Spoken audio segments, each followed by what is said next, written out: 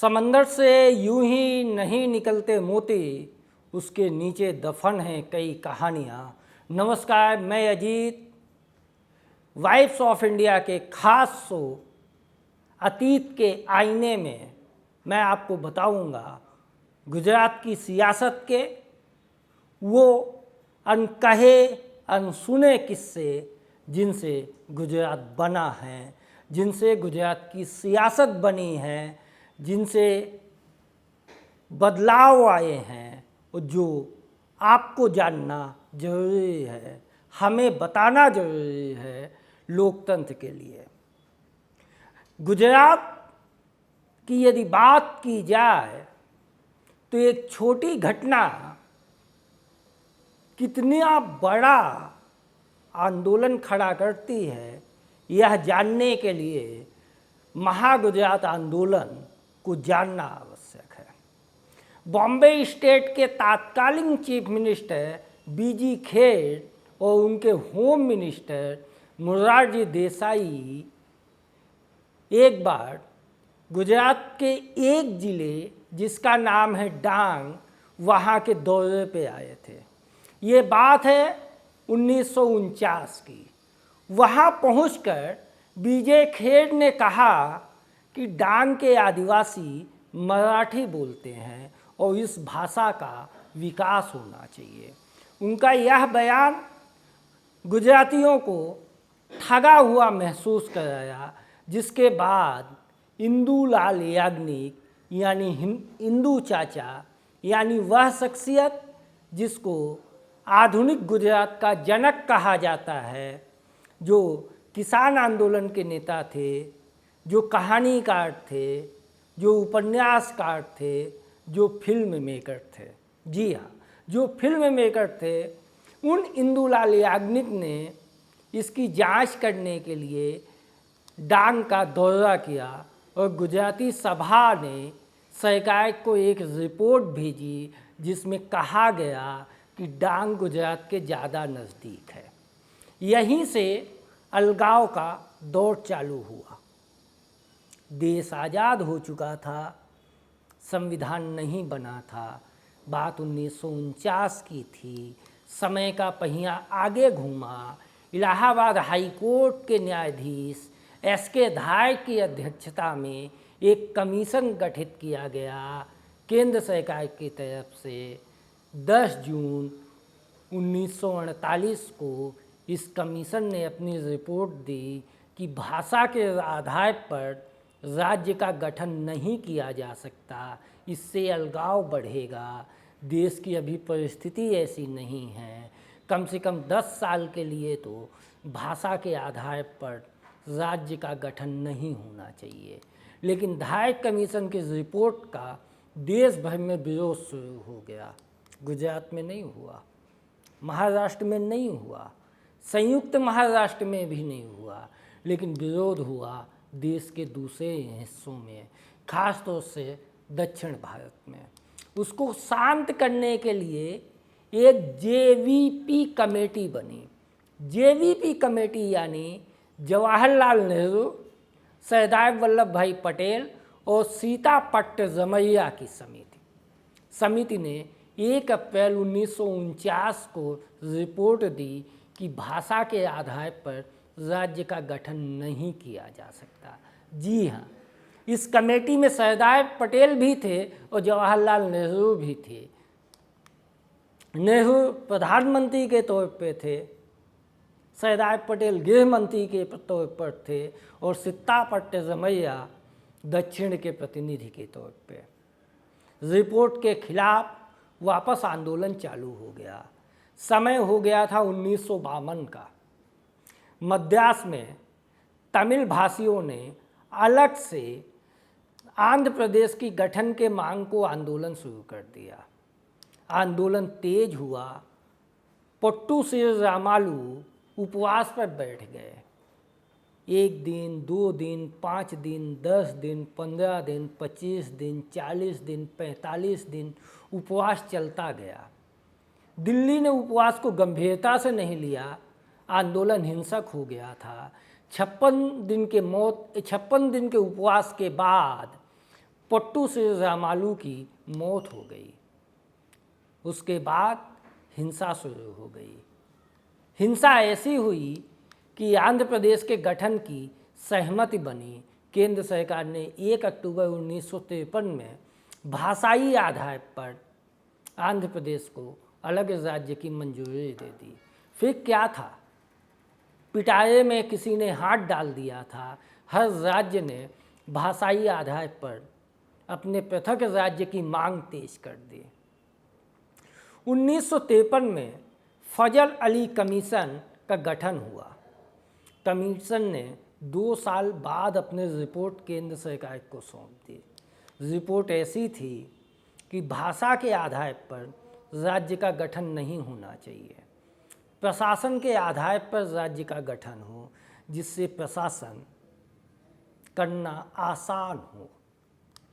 फजल commission ने अपने report में ये भी कहा था कि सौराष्ट्र, कच्छ और मराठवाड़ा को मिलाकर मुंबई राज्य और विदर्भ बनाया जाए, जिसका सौराष्ट्र, कच्छ और मुंबई में जमकर विरोध हुआ। मेहमाबाद में कांग्रेस अधिवेशन हुआ, जिसमें 3 राज्य बनाने पर सहमति बनी, गुजरात, महाराष्ट्र और मुंबई। मामला इतना आसान लग रहा था, लेकिन मामला इतना आसान था नहीं। 17 जनवरी 1956 को जवाहरलाल नेहरू ने आकाशवाणी से ऐलान कर दिया कि सौराष्ट्र, कच्छ सहित गुजरात, विदर्भ, मराठवाड़ा सहित महाराष्ट्र और मुंबई अलग राज्य होंगे। फिर क्या था, गुजरात अलग राज्य होने की भावना जाग चुकी थी। अगले दिन गुजरात के अखबारों की हेडलाइन थी, जय जय गरवी गुजरात, दीपे अरुण प्रभात। पहली बार सरकार ने पृथक गुजरात की मांग को मान लिया था। लेकिन मुंबई महाराष्ट्र से अलग हो, इसका हिंसात्मक विरोध शुरू हो गया। वाई चौहान ने सरकार से अपने कई सहयोगी मंत्रियों के साथ इस्तीफा दे दिया। विरोध इस बात पे था कि मुंबई कहाँ जाए, गुजरात में रहे, महाराष्ट्र में जाए या अलग जाए। मोरारजी देसाई मानते थे कि गुजरात, महाराष्ट्र और मुंबई तीनों अलग हो, लेकिन मुंबई का एक बड़ा हिस्सा केंद्र शासित प्रदेश हो। विनोबा भावे ने कहा, मैं महाराष्ट्रियन हूँ, इसलिए मुंबई पर दावा करता हूँ, लेकिन इसका फैसला मुंबई में रहने वाले गुजरातियों पर छोड़ता हूँ। लेकिन विनोबा भावे जैसा दिल सबका बड़ा नहीं था। हिंसा लगातार हो रही थी। अमृतसर में कांग्रेस का अधिवेशन हुआ। अधिवेशन में जवाहरलाल नेहरू ने कहा, कोई भी निर्णय हिंसा के कारण बदले नहीं जाएंगे, लेकिन लोकतंत्र में निर्णय लेने की प्रक्रिया है, गलियों में निर्णय संभव नहीं होते। 7 अगस्त 1956 को 3 राज्यों का प्रस्ताव संसद से खारिज कर दिया गया। द्विभाषा आधारित राज्य के गठन का प्रस्ताव 241 के मुकाबले 40 मतों से पास हो गया। यह बात थी 8 अगस्त की। इस प्रस्ताव का गुजरात में व्यापक विरोध हुआ।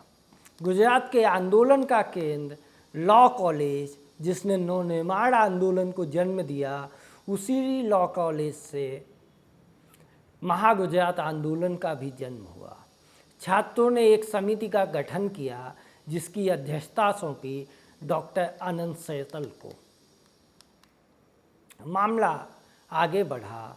विरोध स्वरूप छात्रों के समूह ने कांग्रेस भवन का दूसरे दिन घेराव कर लिया, जहां कांग्रेस नेताओं से बोलाचाली हो गई और फिर पथराव।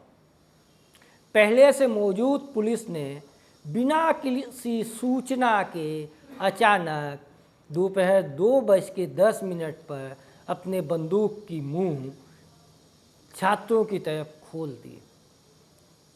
5 छात्रों की मौत हो गई, जिसमें कौशिक इंदुलाल व्यास, अब्दुल वीर भाई, सुरेश जयशंकर, डीजी दाया स्वामी और पूनम चंद मारे गए। यह पांचों नाम नहीं है, यह पांचों गुजरात का इतिहास है। ये पांचों गुजरात के जनक हैं, पांचों अलग समाज से हैं, पांचों अलग जाति से हैं। यह गुजरात है। उस समय अहमदाबाद कांग्रेस के प्रमुख तिलकमलाल पटेल और महामंत्री ठाकुर भाई देसाई थे। कांग्रेस का बोलबाला था। ठाकुर देसाई ने कहा कि गोली के ऊपर किसी का नाम पता नहीं लिखा होता, जिसके बाद अगले दिन यानी 9 अगस्त को लॉ कॉलेज में छात्रों ने शोक सभा आयोजित किया, जिसमें पिछले दिन यानी 8 अगस्त को शहीद दिवस को मनाने तथा महागुजरात पगला समिति में 15 सदस्यों का समावेश किया गया। छात्रों का आक्रोश था कि 5 छात्रों की जो मौत हुई है वह मौत नहीं है, वो शहीद हैं। आंदोलन लोगों के बीच पहुंच चुका था। सरकार गोलीकांड की जांच के लिए ढोलकिया समिति का गठन किया। इस दौरान एक वह घटना घटी जो आपको लोकतंत्र में जब कभी सत्ता बेकाबू हो जाए तो मीडिया से उम्मीद रखने का हौसला भी देती है और भरोसा भी देती है। तारीख थी 10 अगस्त और गुजरात का अखबार था जनसत्ता दैनिक। उसने पहला पेज खाली छोड़ दिया। ब्लैक बॉर्डर के बीच लिखा, उन शहीदों की याद में जिन्होंने अपने खून से गुजरात के बाग को सींचा। उन शहीदों की याद में जिन्होंने अपने खून से गुजरात के बाग को सींचा, जिसका गुजरात में व्यापक असर हुआ। मोरारजी देसाई महागुजरात आंदोलन के विलन बन चुके थे। अगले दिन यानी 11 अगस्त को अहमदाबाद के मेयर चीनू भाई सेठ और डिप्टी मेयर चंद्रकांत गांधी और उनके कांग्रेसी साथी विधायक जयकृष्ण हरिवल्लभ दास ने कांग्रेस से इस्तीफा दे दिया। 13 अगस्त को विशाल रैली का आयोजन कर शहीदों को पुष्पांजलि दी गई। इस दौरान एक और घटना हुई। सरदार वल्लभ भाई पटेल के बेटे डाहा पटेल ने महागुजरात आंदोलन को समर्थन घोषित कर दिया। महत्वपूर्ण ये है कि जेवी कमेटी के तहत सरदार वल्लभ भाई पटेल ने कहा था कि भाषा के आधार पर राज्य का गठन नहीं हो सकता, लेकिन उनके बेटे डाहा पटेल ने महागुजरात आंदोलन को समर्थन घोषित कर दिया। सरदार पटेल की तब भी शख्सियत इतनी बड़ी थी कि आंदोलन को वह ऑक्सीजन मिल गई जिसकी ज़रूरत थी। इस्तीफों का कांग्रेस से दौर शुरू हो गया। सबसे ज़्यादा इस्तीफे मेहसाणा से हुए। वह मेहसाणा जिसने भाजपा को भी पहला सांसद दिया है, वह मेहसाणा जहाँ से हार्दिक पटेल हुए और पटेल आंदोलन खड़ा हुआ। यानी मेहसाणा की ज़मीन में आंदोलन है। मेहसाणा से इस्तीफों का जो सिलसिला चला वह बनासकांठा तक पहुंच गया। गांधीवादी चीनू पटेल ने यह कहकर गांधी टोपी उतार दी कि जब तक महागुजरात नहीं बनेगा तब तक टोपी नहीं पहनूंगा। यह उनका विरोध का तरीका पूरे गुजरात को हिला दिया। 15 अगस्त 1956 जश्न आज़ादी। 52 में चुनाव हुए थे।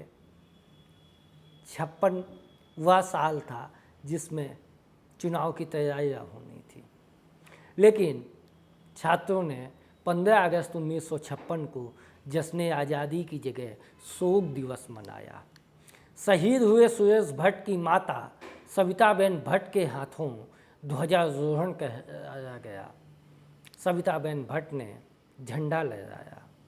उन्होंने अपने उद्बोधन में कहा कि मैं नहीं चाहती कि जैसा मेरा लड़का मरा है किसी और का लड़का मरे। दिल्ली को सुनना चाहिए। अतीत के आईने के अगले एपिसोड में हम देखेंगे